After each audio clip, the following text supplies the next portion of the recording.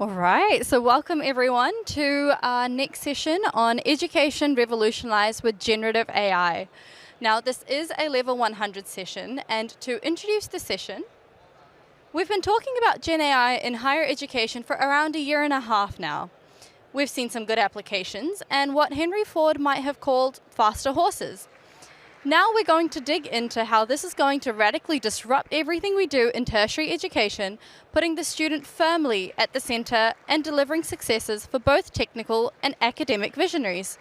It's my pleasure to welcome to the stage Dr. Kevin Bell. Thank you. All right. Thank you, and thanks for coming today. This is a little strange because you've all got your headphones on and it looks like a scene from some sort of apocalypse movie, but I'll try and get through this and leave some time for my presenters to come up. So today we're talking about education with Gen AI. My name's Kevin Bell. I'm the head of higher ed and research for AWS in ANZ. And I actually come from Newcastle, the other Newcastle in the UK, and I've just been there visiting. So if the accent gets a bit weird, we'll do some simultaneous non-Geordie streams for people who can't understand Northern English. Hopefully we'll be okay with that. Today I'm going to introduce two higher ed leaders from a couple of our institutions that we're partnering with and working, and they're going to talk about their work in this space. And I'm really excited to have them here because I feel their work's sort of getting us to the next level of what we really want to achieve with these technologies. A lot of what we've done up to this point have been what we call sort of point solutions, focusing in and really sort of working on the incrementals around speed and efficiency. And as my introduction mentioned, this is what Henry Ford would have called a faster horse. It's sort of fundamentally changing things, but it's not systematically changing how we do things. It's sort of looking a little bit at the what, but we want to try and get to the sort of how and the why and see how we can do things differently, maybe sort of moving beyond some of the legacy systems that we've got in place. So what I feel is really unique about this Gen AI opportunity is the fact that this is potentially reaching the whole institution. This is not an IT solution, this is not an academic solution. If we focus in and sort of just narrow into one point solution, it's not going to be disruptive, it's going to be that slightly faster horse. What we're looking at here is students, researchers, academics, professional staff, and saying how can we impact an institution in its entirety. So for certain personas like students, we've got some obvious implementations. We've got hyper-personalization. We can make sure that students who are in a class that they're maybe not too comfortable with are getting feedback immediately from their work, from their assessments. They're not having to wait for days to see how they're doing. They can have their productivity upped. We've got note-taking and translation facilities so that students can review their notes, quickly sort of get to understanding concepts that are new, and even some task managers, some support. The day is not far when a student will enroll, and instead of one of my institutions, we gave students a free iPod back in 2001. That seemed pretty revolutionary. Now students will be getting their customized, tailored avatar who's going to walk hand in hand with them through their whole academic career and get them to graduation. For faculty, we can do a lot with content and curriculum now that we couldn't do 5-10 years ago. We can make sure that their content is consistently updated, is consistently accurate, is in line with industry standards automatically, and can also tailor to the different student levels that we've got within the class. Usually we pitch our materials to sort of the middle, and it's kind of hard luck on those who are struggling and hard luck for those that it's a bit boring. We're now seeing instructors and encourage them to produce different levels for different levels of students, maybe even non-native speaker notes, and in my case, non-sort of middle-aged white guy notes that includes metaphors that other people might understand. For researchers, there's great value here in terms of collating information. If you think of research typically, particularly sort of humanities, social science, it's tons of research, tons of interviews that you have to plow through and look for patterns. A lot of the tools that we're implementing can really help with that and expedite some of the research outcomes that we want to get people to. So what this is really looking at is going beyond the faster horse to Ford's ultimate, which was a new means of transport, a new means of getting there. And Ford certainly talked about that, and we've seen this with COVID particularly, and the current sort of uncertainty around enrollment and international students, etc. Universities have got to look at different ways of doing business.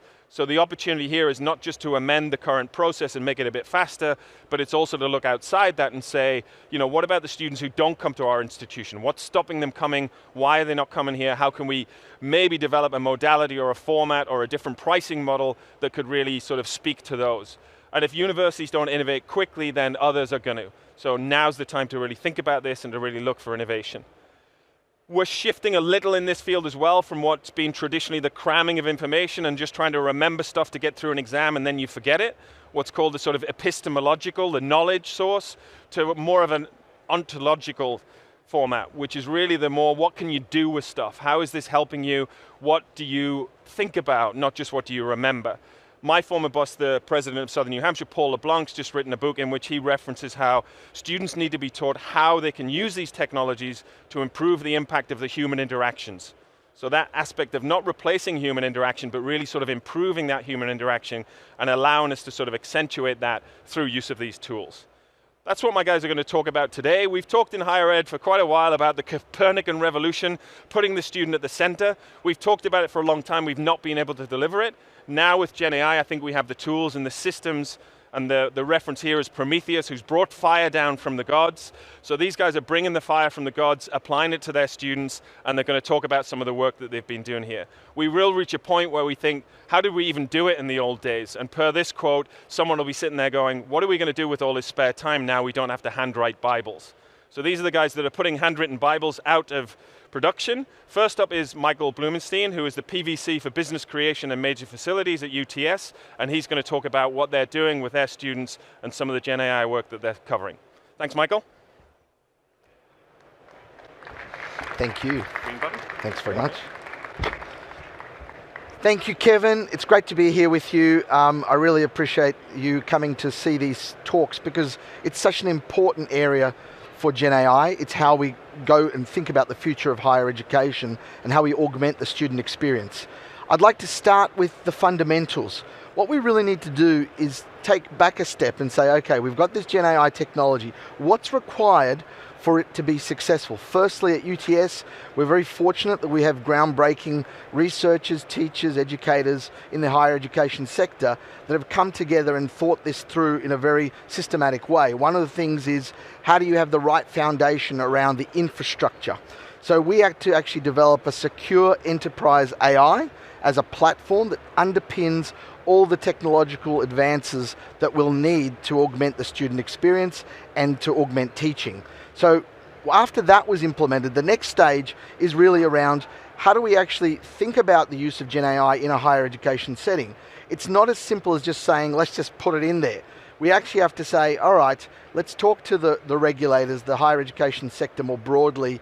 And in this case, we brought a crack group of seminal people from our UTS educational area to work with other universities to actually speak to TEXA, which is the quality assurance arm for the higher education sector, and say, well, the first thing that comes into your mind when you have Gen AI is how are students going to benefit in terms of the assessment element, because the game changes when Gen AI is introduced.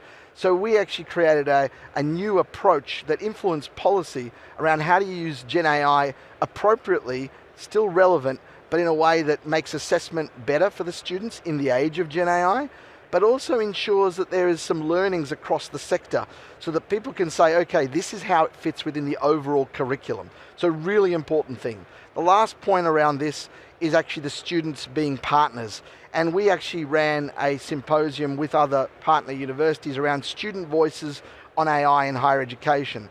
You can't just put Gen AI in there. You can't just ram the technology through. You've got to actually say, how do the people who are actually using it and learning, what's their approach? What would they want to see? So in partnership, we've been able to really move the dial in really integrating Gen AI within the curriculum. I'd like to give you one example of a really successful piece of AI tool that was actually custom developed at UTS. It's called Q-Reframer. I put it in the term of a bot, but really, it's really turning the whole concept of a chatbot on its head. It's not the conversational chatbot that everyone thinks, that everyone knows about. It's more around, okay, if you went to a lecturer and said, I've got a problem with my studies, and can you give me the answer to this question? The lecturer or the academic won't say, I'm not going to give you the answer. I'm going to walk you through so you can learn and actually be able to get to the answer yourself, because it's about exercising how you approach learning, not just getting the answer at the end of the day. So Q-Reframer does exactly that. Every time a question's put into the system, it reframes it and actually questions the assumption that the student's making. So it's not just conversational, it's not just drawing upon simple responses. It's actually getting into the depth of the curriculum and actually getting the student to learn through an interactive AI system. So that's a pretty big piece of the puzzle. And this is one of many such AI technologies we're using for enhancing the educational experience, but I won't be able to go through all of them, but I wanted to just illustrate that that is possible to turn education on its head in a good way with AI. The next thing that I wanted to talk about briefly, and I think is not talked about hardly at all, is the generative AI for the student experience when it comes to their career plans and the actual employability piece of Gen AI. The problem is that industry and employers, what they want is now people that are obviously skilled in their profession, but they really need to understand the use of AI to support their profession and to actually be able to have those skills and the relevant tools to make that happen. So there was a national symposium held this year in March around how we use Gen AI for graduate skills and employability. And this wasn't about people who are doing computer science, although it could apply to them as well. It's about any discipline and how do you use AI within your studies to make it more successful when you go out in the workforce. So this is about career planning. This is about ensuring you've got the right skills that employers and industry want when you leave the university. There's no point in saying, well, let's start learning about Gen AI as you walk into the workplace. It's already there. The workplace in this country and all over the world is now implementing AI everywhere. So we've actually made sure that we've embedded the Gen AI practices within the curriculum, which allows people to actually leave the university with those Gen AI skills they can take to their employer. So it's great for their career planning, but the other thing I wanted to add is that we're actually a university that leads in practice-oriented education. So that means we have lots of times we interface with industry, including with AWS. And what we do is we actually give real problems to the students to work on. But apart from the real-world problems that they can work on through capstones or internships, we actually integrate the concept of how do you augment all those through that Gen AI experience. So that I think is going to be something that's really going to be important for the future of study and for the future of the careers and prospects for our students graduating. Lastly, I want to just give you one example of that, a case study around how we prepare our students in a specific area. Those people who go out into clinical practice in the area of allied health. UTS has got a specific research program around stuttering. That's about having therapy to actually help people who have the affliction of stuttering in their normal lives. And so speech pathology is an area that has now been disrupted with Gen AI. But it's actually happening both in practice, but also it's happening in our curriculum. So we're actually helping people who are leaving the university to actually be able to go into clinical practice through placements, but also in their careers to actually use AI as a tool for therapy, because there's just not enough speech therapists out there. So Gen AI is not only being used then to actually disrupt the healthcare sector in a good way to support patients, but it's also, what we're doing is we're taking out students in placements who are actually teaching the existing clinicians how to use AI more effectively within their workplace. That's a game changer for what comes next, which is basically the augmentation of the whole healthcare sector through Gen AI. But what better way to do it is through people who are actually students leaving universities who can actually support that. So not only are you augmenting the patient experience, but you're also augmenting the clinician's experience with augmenting them with AI capabilities. I'd like to end with this last quote from the basically who, Jürgen Schmidhuber is actually the father of modern AI. A lot of people don't know that a lot of his technology, his research, has already been implemented in real-world systems all over the world. Some of the large language model concepts are actually coming from his academic research. He said he wanted to build an AI that could be smarter than him. And he hasn't achieved that goal yet, and that's not an arrogant comment, that's the fact that there's still a long way to go on the AI journey. But where we are right now is one of the most exciting times for AI, through generative AI, but the journey continues, and the journey that we're going to see in the future is going to be very bright for AI to augment the higher education profession and all professions in the future. Thank you very much. Thanks a lot. Excellent. Thanks so much, Michael. I think that sort of illustrates the work that the institutions that we're working with are doing. This is not a tech solution, this is not an isolated solution, this is academia leaning in and really looking at those solutions that are going to further and improve the sort of pedagogy and the student experience. So thanks so much for that. Our second presenter today is Bert Verhoeven, who's Director of Innovation and Entrepreneurship at University of Newcastle. And this is another set of projects that are really sort of putting the student at the center and really seeing how we can develop those skills and the critical thinking that are essential to applications of Gen AI. So Bert, next up. There you go, mate. Thank you. Thank you, everyone. You can all hear me? You're not robots, right? So, sorry, this is me. And we've been traveling the world and presenting on AI for about the past 2.5 years. And the reason for that was that I made it mandatory for my students to use AI in February 2023.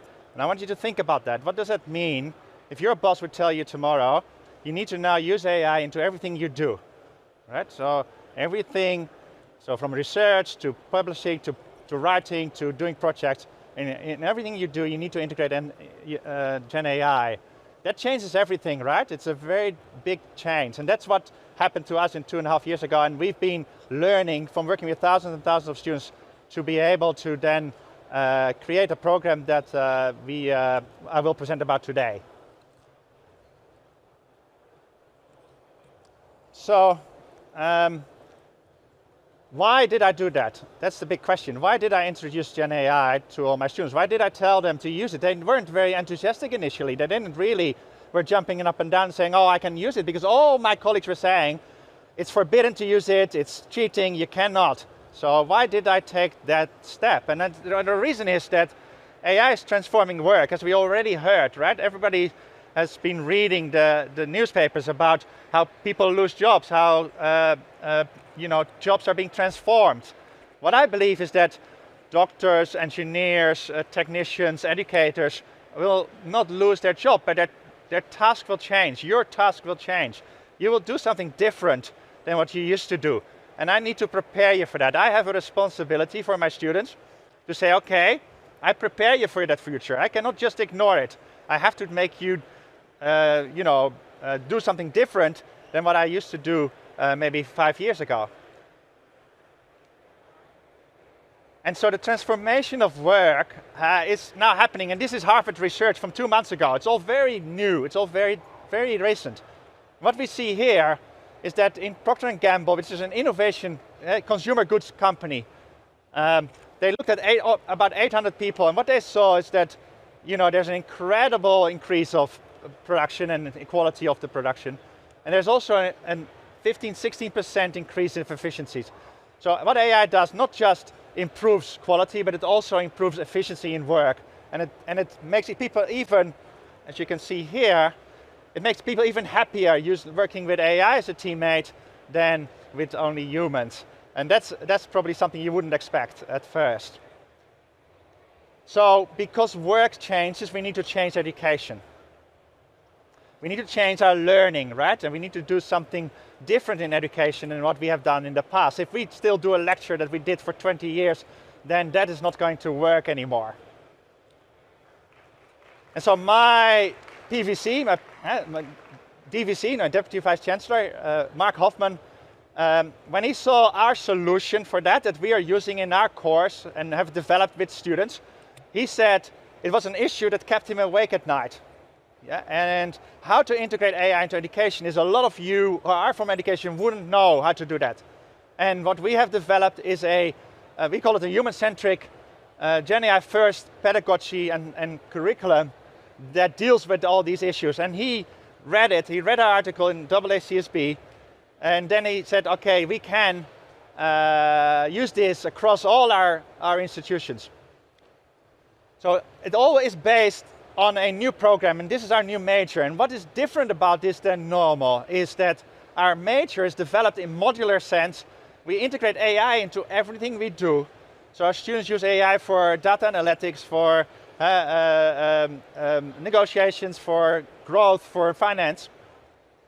I also teach one course that is prompt engineering for innovation. And I just finished that course a week ago. And the interesting thing is, I've been in academics for 15 years, and I've never taught a course that changes every week. Because of the developments in AI, it changes so rapidly. My course changed every week. So it's a programmatic course, and we measure competencies. And this is really one of the main things that's going to change in education, in my view. Instead of just knowledge transfer, which AI can do very well, we now look at knowledge and skills, and that is competencies. And we measure those competencies across the program. So in creative thinking is a competency that people develop in first year, second year, and third year. We develop that, and we measure that in our platform that we developed, which we called New You. And I'm going to talk a little bit about it more later. And so one of the things that you do if you create a new education in AI is that it has to be flipped classroom, as we call it. So students prepare before they come to class, and then in the class they do all kinds of work, project work, they work with real life issues. Yes? And to do that pre-work, students don't do that. Yet they don't come to class having done the readings. It's a major frustration for most teachers. So what we did now, we summarized all our readings in Notebook LM, and we made it into a podcast. And now students, every week, they listen to a podcast of the readings, and it sounds like this. Can you hear it? Can you hear it?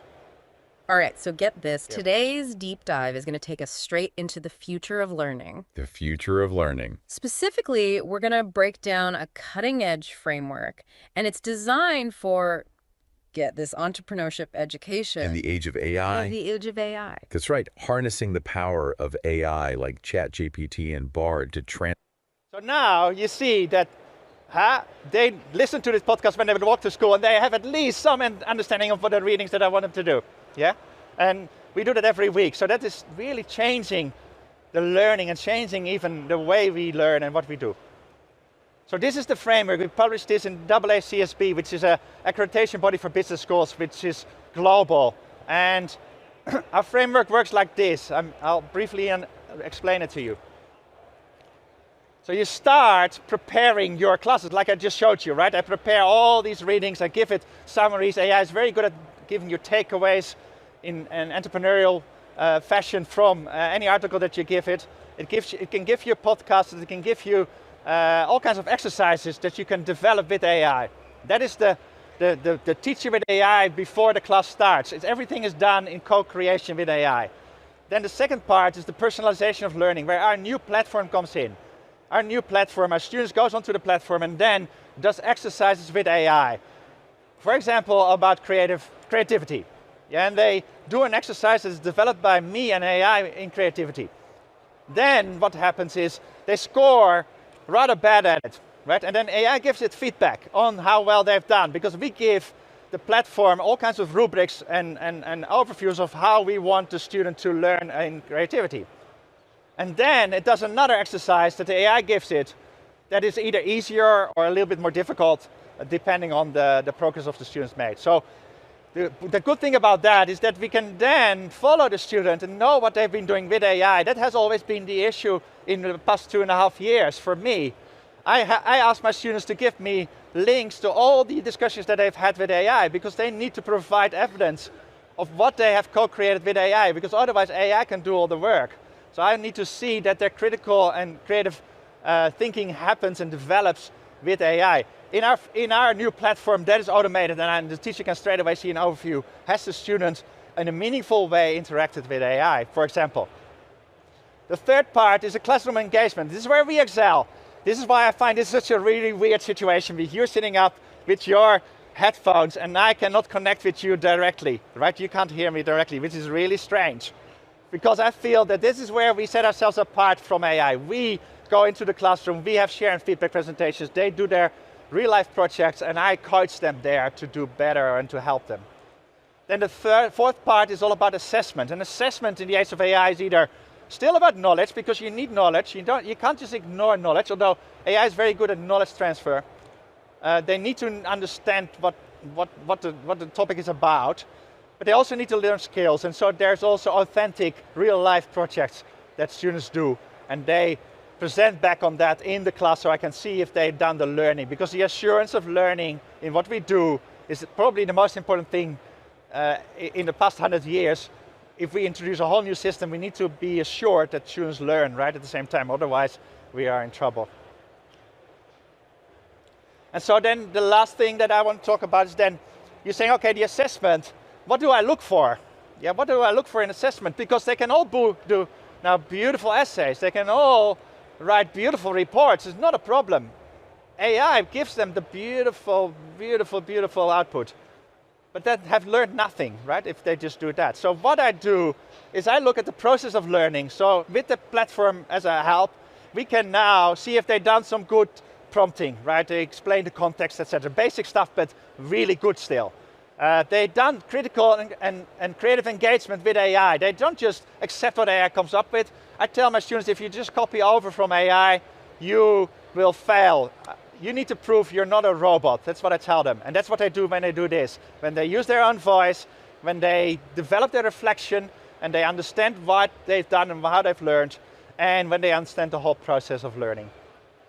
And so the final thing is that I believe AI is going to change everything. My experience of the past 2.5 years means that it changes curriculum, pedagogy, and how we personalize learning.